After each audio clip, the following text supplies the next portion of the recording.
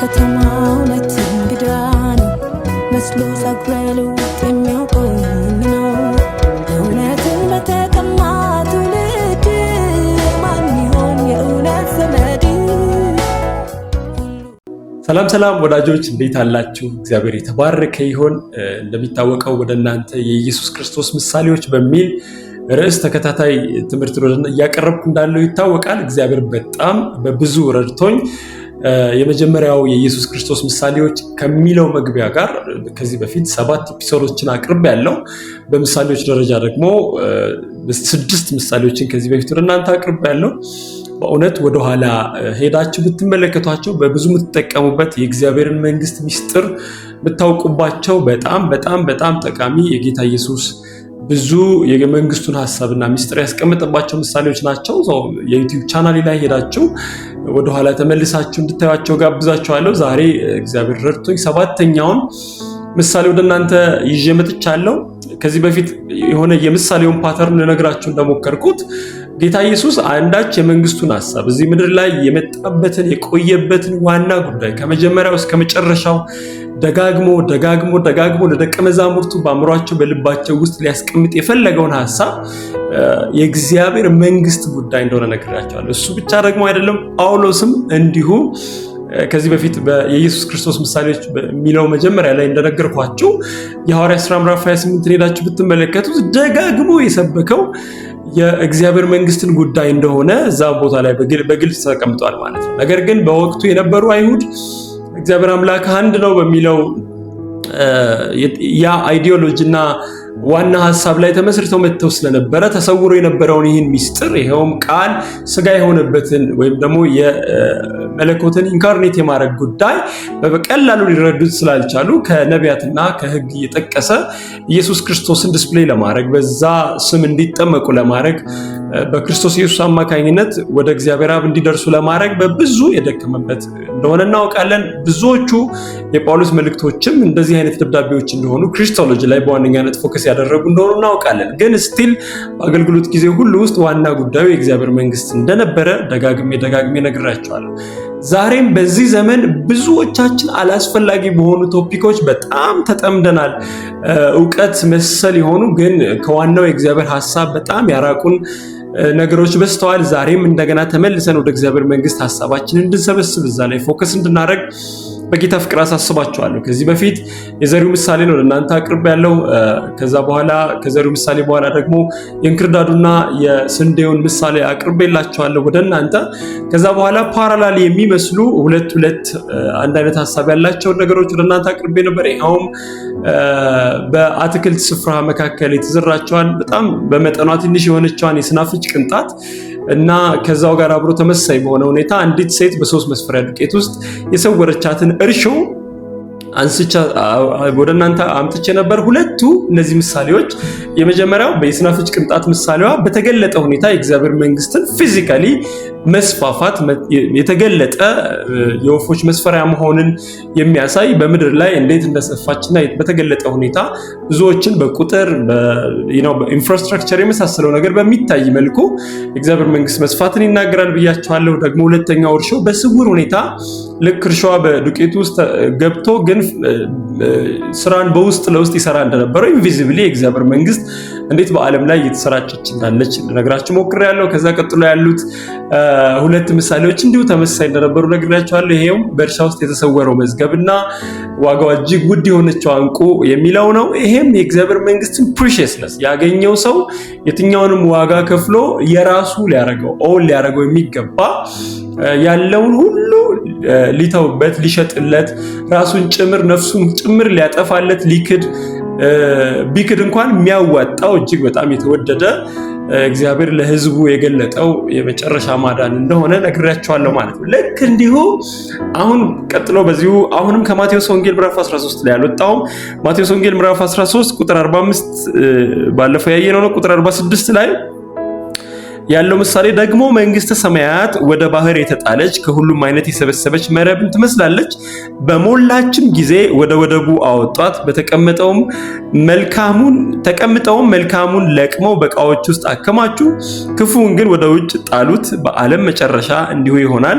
መላእክት መጥተው ኃጢአተኞችን ከጻድቃን መካከል ይለዩአቸዋል፣ ወደ እቶነ እሳትም ይጥሏቸዋል። በዚያ ልቅሶና ጥርስ ማፋጨት ይሆናል ብሎ ይናገራል ማለት ነው። ይሄ ምሳሌ ደግሞ ልክ የስናፍጭ ቅንጣቱንና እርሻዋን እንዳመሳሰል እንዲሁ ደግሞ በእርሻ ውስጥ የተገኘው መዝገብና ዋጋዋ እጅግ ውድ የሆነችዋን ያ እንቁ የሚሻ ነጋዴ ያገኛትን ያችን እንቁ የእግዚአብሔር መንግስት ፕሪሸስነስን ያገናኛል ብዬ በተመሳሳይ መልኩ እንደነገርኳችሁ፣ ይህ ደግሞ በሁለተኛነት ከነገርኳችሁ የስንዴውና የእንክርዳዱ ምሳሌ ጋር ተመሳሳይ ባህሪ ያለው ማለት ነው። ይሄው ምንድነው? በተመሳሳይ ሁኔታ በባህር ውስጥ የተጣለ አንድ መረብን ይነግረናል። እንግሊዝኛው በጣም በተሻለ ሁኔታ ገልጸዋል። ኢትስ ኮልድ ድራግ ኔት ብሎ ይናገረዋል።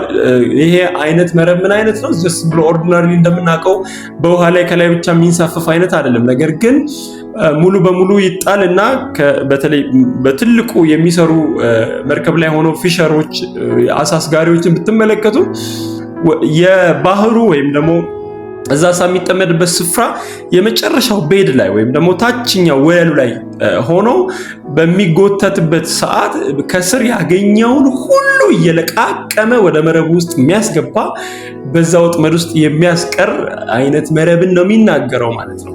በዚህ ምሳሌ መሰረት ጌታ ኢየሱስ እየነገረን ያለው አክቹዋሊ ኢንተርፕሪቴሽን የሚመስል ነገር መጨረሻ ላይ ያለው። ስለዚህ በዚህ መሰረት ባህሩ ይሄ ዓለም ነው። ከዛ በኋላ ደግሞ የተጣለው መረብ የእግዚአብሔር መንግስት ናት። በዚህ ዓለም ውስጥ የተገለጠችዋ የተዘራችዋ የእግዚአብሔር መንግስት ናት። ልክ እዚህ ቦታ ላይ እንደሚነግረን አሳስጋሪዎቹ የጣሉት ይሄ ድራግ ኔት ወይ ደግሞ ይሄ መረብ በባህር ውስጥ የተጣለው መረብ ያገኘውን ሁሉ እየሰበሰበ እንደሚያስገባ እዚህም ቦታ ላይ እንመለከታለን ማለት ነው። እንዲህ ይላል፣ ወደ ባህር የተጣለች ከሁሉም አይነት የሰበሰበች መረብን ትመስላለች። በሞላች ጊዜ ይህን በጣም እንድትይዙልኝ እፈልጋለሁ። ከዛ በኋላ ይሄ መረብ ያገኘውን በሙሉ ያስገባል። ከዚህ በፊትም የስንዴውና የእንክርዳዱ ምሳሌ ላይ እንደነገርኳቸው አሁን ባለው ሁኔታ ቸርች በሚባለው ኮንሴፕት ውስጥ እጅግ የተቀላቀለ ብዙ አይነት ህዝብ እዛ ውስጥ እንዳለ ነግራቸዋለሁ። እንክርዳዱም ስንዴውም አብረው እያደጉ እንዳሉ፣ ነገር ግን በጊዜው ሶርት አውት የሚደረግበት ወይም ደግሞ መጥተው መላእክቱ አጫጆቹ መጀመሪያ ፍሬውን እንደሚለቅሙ ያኛውን ደግሞ ወደ እቶነ እሳት እንደሚጥሉት ነግራቸዋለሁ። በዚህ መሰረት እዚህም ቦታ ላይ በሞላች ጊዜ ብሎ ይነግረናል። ልክ ለአብርሃም እግዚአብሔር ቃል ኪዳን ሲገባለት ህዝብ ወይም ደግሞ ዘርህ 400 ዓመት በግብጽ በባርነት ይገዛል፣ ከዛ በኋላ ግን የአሞራውያን ኃጢአት ሲሞላ ብሎ ይለዋል ማለት ነው።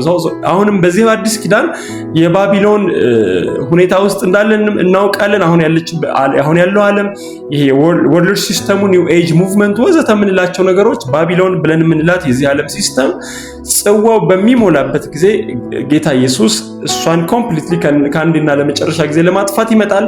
ያን ጊዜ የራሱ የሆኑት ድል አድራጊዎች የሆኑት ወደሱ ይሰበሰባሉ ማለት ነው። በዛን ጊዜ እዚህ ቦታ ላይ መጽሐፍ ቅዱስ እንደሚደረግ ጌታ ኢየሱስ እንደሚናገረው በሞላች ጊዜ ወደ ወደቡ አወጧት። ሶርት አውት ወደሚደረግበት ስፍራ፣ ወደሚለይበት ስፍራ፣ ወደ ፍርድ ወንበር አወጧት። ተቀምጠው መልካሙን ለቅመው በዕቃው ውስጥ አከማቹም ይጠቅማቸዋል ማለት ነው። ወይም ደግሞ የሚበላ ነገር የተገኘበትን የሚፈልጉትን አሳውን ማለት ነው፣ ፍሬ የታየበትን ማለት ነው። ክፉን ግን ወደ ውጭ ጣሉት ብሎ ይናገራል ማለት ነው። ስለዚህ መረቧ በተጣለችበት ሁኔታ ውስጥ የትኛውንም ያገኘችውን ሁሉ እየሰበሰበች እንደምታስገባ ድንጋዩን፣ እባብ መሰል ነገሩን፣ የሚበላውን የማይበላውን ሁሉ ሰብስባ እንደምታስገባ እዚህ ቦታ ላይ ያገኘችውን ሁሉ ከሁሉም አይነት ሰበሰበች ነው ብሎ የሚነግረን ማለት ነው። ሶርት አውት የሚደረግበትን ጊዜ እዚሁ ቦታ ላይ ጌታ ኢየሱስ ሲነግረን የዓለም መጨረሻ እንደሆነ ይነግረናል ማለት ነው። በዛን ጊዜ ጌታ ኢየሱስ የሚሰበስቡ አጫጆችን በስንዴውና በእንክርዳዱ ምሳሌ እንደላከው እንዲሁ እዚህ ደግሞ ሶርት አውት የሚያደርጉ መልካሙን ከክፉ የሚለቅሙ የራሱ የሆኑ ሰራተኞችን ለቃሚዎችን እንደሚልክ እንደሚያሰማራ እዚህ ቦታ ላይ እንመለከታለን ማለት ነው። እዚህ ቦታ ላይ ክፉን ግን ወደ ውጭ ጣሉት፣ በዓለም መጨረሻ እንዲሁ ይሆናል። መላእክት መጥተው ኃጢአተኞችን ከጻድቃን መካከል ይለዩአቸዋል። በደንብ ስሙኝ እዚህ ቦታ ላይ ኃጢአተኞቹን ከጻድቃን መካከል ይለዩአቸዋል። ይሄንን እያለ ያለው ከባህሩ ውስጥ አይደለም። በባህሩ ላይ ከተጣለችው መረብ ውስጥ ከተሰበሰበው ከሁሉም አይነት ተሰብስቦ መረብ ውስጥ ከገባው ቅድም እንደነገርኳችሁ መረቡ ሪፕሬዘንት የሚያደርገው እግዚአብሔር መንግስት ነው ብያቸዋለሁ። እዛ ውስጥ ተቀላቅሎ ከገባው ውስጥ ፍሬው የእግዚአብሔር መልክ የሌለው ፍሬው እንደተጠራበት ማንነት እንደ መዳኑ ማንነት ምልልስ የሌለው የልጁ መልክ የማይታይበትን ክፉ የሆነው ወይም ደግሞ ድኛለው ብቻ እያለ እየተመላለሰ ያለ ግን ምንም አይነት የእግዚአብሔር ባህሪ ካራክተር የመለኮት ባህሪ የማይታይበት ጻድቅ ነህ ተብሎ ግን ጽድቅ ባልሆነ ህይወት የሚመላለስ ቅድስና ፈጽሞ የማያውቀው እንዲህ አይነት ሰውን ክፉውን ወይም ደግሞ የሚበላ ነገር ያልተገኘበት ፍሬ የሚባል ነገር ያልተገኘበት ወይም ደግሞ ከዚህ በፊት አንደኛ ቆሮንቶስ ምዕራፍ 3 ላይ እንደነገርኳችሁ እምነታችን ሁሉ ስራችን ሁሉ በእሳት በተፈተነ ጊዜ ባገዳ ወዘተ የሰራው እንደምንም ብሎ ይደናል ተብሎ እንደተባለ ሊያቀርበን የማይችል ማንነት ነው። ወይም ደግሞ ያን ካራክተር ኢኩፕድ የሆነ ማንነትን ባልታየበት ሁኔታ ውስጥ የተገኙትን ሶርታውት የሚያደርጉት ሰዎች ወስደው ወደ እቶነ እሳት እንደሚጥሏቸው እዚህ ቦታ ላይ ኃጢአተኞችን ከጻድቃን ከመረቡ መካከል እንደሚለዩ እዚህ ቦታ ላይ ይናገራል ማለት ነው። ያንንም እነዛን ክፉዎችን ስለማያስፈልጉ ወደ እቶነ እሳት ይጥሏቸዋል። በዚያ ልቅሶና ጥርስ ማፋጨት ይሆናል ብሎ ይናገራል ማለት። ከዚህ በፊት ደጋግሜ እንደነገርኳችሁ ይሄኛው ዘመን ከፍተኛ ማታለል፣ ከፍተኛ እጅግ ብዙ ማጭበርበር፣ ሄረሲ፣ የስተት ትምህርት የበዛበት ዘመን ነው። በብዙ መንቃት የሚያስፈልገን ጊዜ እንደሆነ ደጋግሜ ነግራቸዋለሁ። አሁንም ደግሜ እናገራለሁ። ጆሮ ያለው ይስማ። መንፈስ ለአብያተ ክርስቲያናት የሚለውን ይስማ ጆሮ ያለው ሁሉ። የምናገረው በእውነት ሁላችን እንድንነቃ ደግሞ የተገባን ምልልስ እንድንመላለስ ከተጠራንበት መጠራት እንዳንጎል በማሰብ ነው እና ከዚህ በፊት መጽሐፍ እንደሚናገር ወይም ደግሞ ጌታ ኢየሱስ አንድ ቦታ ላይ እንደተናገረው የተጠሩ ብዙዎች ናቸው የተመረጡ ግን ጥቂቶች ናቸው ብሎ ይናገራል። በመረቡ ውስጥ የገቡት ከሁሉም አይነት ዝርያ ያላቸው መረቡ በተሳበበት ስፍራ ሁሉ ያገኛቸው በሙሉ ገብተዋል። የተጠሩ ብዙ ናቸው፣ ነገር ግን የተመረጡ የሚበላ ነገር የተገኘባቸው በጣም ጥቂቶች እንደሆኑ እዚህ ቦታ ላይ አሁንም እንደገና ላስታውሳችሁ ፈልጋለሁ ማለት ነው። አሁን በእግዚአብሔር ዓለም ውስጥ ያለን ፖዚሽን እና ማንነት እኛ ነን ስላለን ምን ነው አይደለም።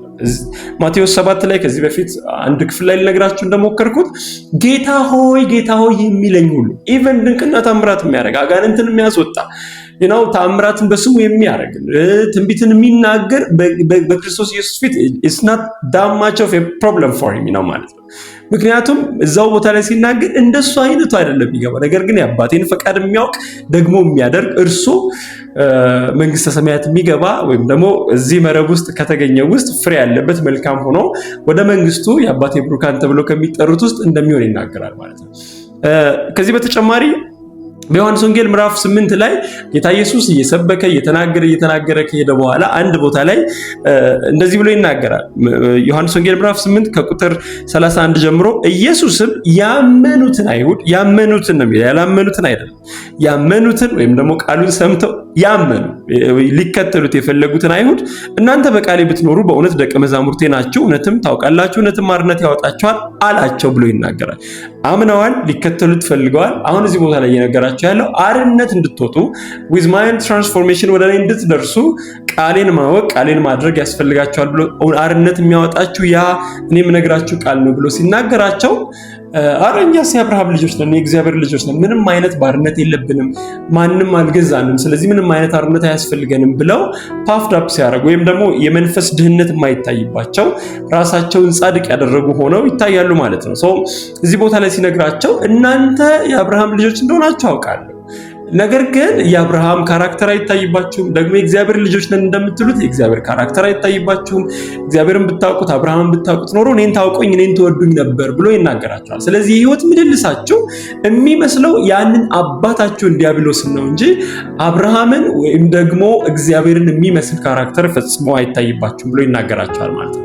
ዛሬም እንደዚህ ነው የምላችሁ። በእውነት በዮሐንስ ወንጌል ምዕራፍ 15 ቁጥር 16 ላይ እንደዚሁ የአባቴ ፈቃድ እናንተ ከግንዱ ጋር ተጣብቃችሁ አውቃችሁ ፍሬ እንድታፈሩ ፍሬያችሁም ደግሞ በእናንተ እንዲኖር ነው ብሎ እንደሚናገር ያንንም ፍሬ እዛ ቦታ ላይ ሲናገር ፍቅር እንደሆነ እግዚአብሔርን አልቲሜትሊ መውደድ የመጀመሪያው፣ ሁለተኛው ደግሞ ወንድምን ባልንጀራን መውደድ በጣም ቀጣዩ ሊታይበት አንድ ድኛለሁ የእግዚአብሔር ልጅ ነኝ ብሎ የሚል ሰው ሊታይበት የሚገባ ባህሪ ማንነት እንደሆነ በጣም ደጋግሜ ያሳስባችኋለሁ ማለት ነው። ልክ እንዲሁም አንደኛ ዮሐንስ መልእክትም ላይ እግዚአብሔርን አውቃለሁ የሚል ግን ወንድሙን አጠገቡ ያለውን የሚያየውን ወንድሙን የሚጠላ ሰው በእውነት ፈጽሞ እግዚአብሔርን አያውቀውም ብሎ ይናገራል። እሱ ብቻ አይደለም እስቲል አሁንም ይህ ሰው በጨለማ አለ እንጂ ወደ ብርሃን አልመጣም ብሎ እዛው ቦታ ላይ ይነግረናል ማለት ነው። ስለዚህ እኛ ነን ስላልን ብቻ ሳይሆን እግዚአብሔር እንዲታይብን የሚፈልገውን ካራክተር ባህሪ በእኛ ሁኔታ ውስጥ ምክንያቱም የተጠራ ነው ጴጥሮስ በሁለተኛ ጴጥሮስ ላይ እንደሚነግረን የመለኮት ባህሪ ተካፋዮች ለመሆን ስለሆነ እናንተ ግን ከድቅድቅ ጨለማ ወደሚደነቅ ብርሃኑ የጠራችሁን የእርሱን በጎነት እንድትናገሩ አይደል? በእናንተ ላይ የሚበራውን ብርሃናችሁ መልካሙን ስራችሁን አይቶ የሰማዩን አባታችሁን ያከብሩ ዘንድ ይብራ ብርሃናችሁ ተብሎ በተደጋጋሚ እንደተጻፈ እንዲሁ ደግሞ ጽድቃችሁ ከጻፎችና ከፈሪሳውያን ካልበለጠ በተገለጠው ጸጋ በተሰጣችሁ መንፈስ ሞር በጽድቅ እንድትገለጡ እግዚአብሔር ባመቻቸላችሁ ሁኔታ ውስጥ የሚገባ ፍሬን ካላሳያችሁ ጀስት እኔ እግዚአብሔር ልጅ ነኝ እንዲህ ነኝ በማለት ብቻ መረቡ በሄደበት ስፍራ ሁሉ ሰብስቦ ስላስገባና እዛ ውስጥ በዝማሬ አገልግሎት ስላለ የተለያየ ዘርፍ ላይ ስለምናገለግል ስማችን ነብይ፣ ሐዋርያ፣ መጋቢ ምናምን ስለሆነ it does not make us for granted የዳንን እንድንሆን ማረጋገጫ ይሆናል። ስለዚህ ቀን ሳለ በእውነት የተገባ ምልልስን በመመላለስ እግዚአብሔርን በመፍራት በእግዚአብሔር ፊት የተገባን ምልልስ በመመላለስ መኖር በእጅጉ ያስፈልገናል ማለት ነው። ለዚህ ነው አንደኛ ዮሐንስ ላይ መጽሐፋችን ሲናገር ከእርሱ ጋር ህብረት አለን ብንል ከዛ ግን በጨለማም ብንመላለስ እንዋሻለን ብሎ ይነግረናል ማለት ነው።